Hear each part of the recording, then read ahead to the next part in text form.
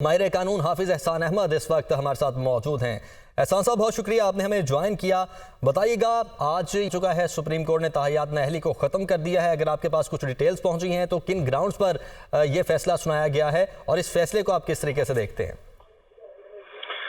بسم اللہ الرحمن الرحیم، آپ کا بہت شکریہ کہ آپ نے موقع دیا۔ آج سپریم کورٹ آف پاکستان جو فیصلہ دے رہی ہے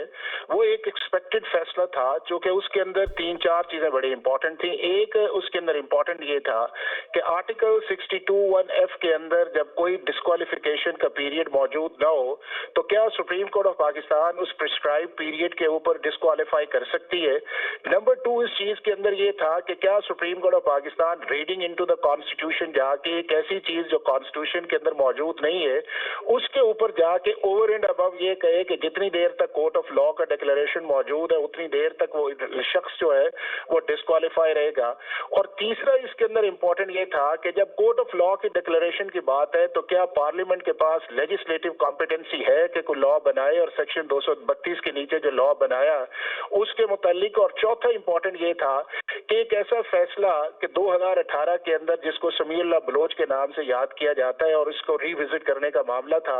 کیا اس فیصلے کی وجہ سے ایک ایسی چیز جو ہے اس کے اندر جب ٹائم پرسکرائب نہیں ہے تو کیا سپریم کورٹ آف پاکستان کے اس ججمنٹ کو ری وزٹ ہونا چاہیے یا نہیں ہونا چاہیے۔ تو یہ ساری چیزیں جو ہیں وہ سپریم کورٹ آف پاکستان نے دیکھی ہیں اور 6-1 سے اپنا ایک فیصلہ دیا ہے۔ اور وہ جو ججمنٹ جو PLD 2018 سپریم کورٹ ہے جس 405 پیج پہ ہے اس کو سپریم کورٹ آف پاکستان نے آج ری وزٹ کیا ہے۔ اور اس ری وزٹ کرنے کا مطلب یہ ہے کہ اب وہ جو ایک 62(1)F کے اندر ایک disqualification supreme court of judgment کی وجہ سے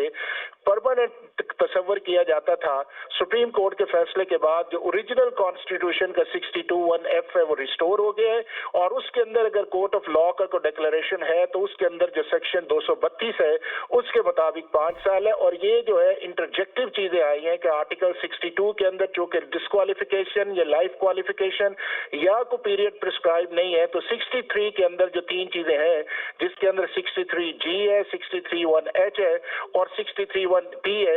اسی انالوجی کے مطابق سپریم کورٹ آف پاکستان نے یہ فیصلہ کیا ہے۔ اور وہ ایک اناملی جو تھی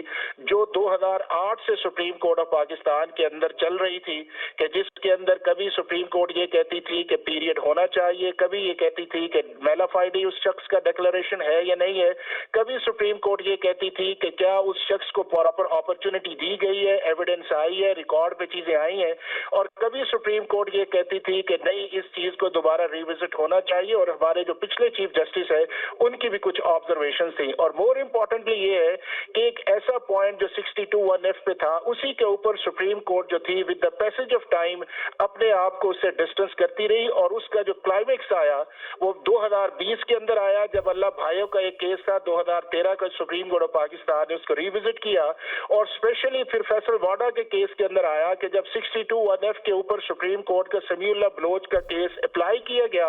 اسلام آباد ہائی کورٹ کی طرف سے، اور جب معاملہ سپریم کورٹ کی طرف آیا تو سپریم کورٹ آف پاکستان نے اس کو ریپینٹنس اور ریمورس کے نام کے اوپر انہیں صرف اس ٹائم کے لیے ڈسکوالیفائی کیا گیا جس ٹائم کے لیے وہ الیکٹ ہوئے تھے، اور ساتھ ایڈوائز کی گئی کہ آپ سینٹ آف پاکستان سے ریزائن دیں۔ تو جب یہ ساری چیزیں انوملی بھی تھی، کانٹراڈکشنز بھی تھا، سپریم کورٹ آف پاکستان کے سامنے سیکشن 232 کی ایک امینڈمنٹ بھی آئی ہوئی تھی، تو ساری چیزوں کے بعد بنتا یہی تھا کہ جو سپریم کورٹ آف پاکستان نے 6-1 سے آج فیصلہ کیا ہے۔ اور یہ فیصلہ میرا خیال ہے کہ جو پاکستان کے اندر جو پولیٹیکل کانٹروورسی چل رہی تھی یا پولیٹیکل وکٹمائزیشن کے طور پہ بھی اسے سمجھا جاتا تھا کہ اس فیصلے کے اندر جو انٹرپریٹیشنز ہے وہ آربیٹریری ہے اور لیگل ٹیکنیکلٹیز کو سامنے رکھا جاتا ہے ہر کیس کے اندر جو 62(1)F کا ہے اس سے وہ سارے امپریشنز جو ہے آج سپریم کورٹ آف پاکستان نے ونس فار آل اس کو ڈیسائیڈ کیا، اور یہ ایک بڑا اچھا فیصلہ ہے کہ جس کے اندر اب یہ چیزیں جو ہے وہ سپریم کورٹ ڈیسائیڈ نہیں کرے گی بلکہ ایکٹ آف پارلیمنٹ کرے گا، یا کانسٹیٹیوشن کے اندر جو آلریڈی ٹائم پیریڈ پرسکرائبڈ ہے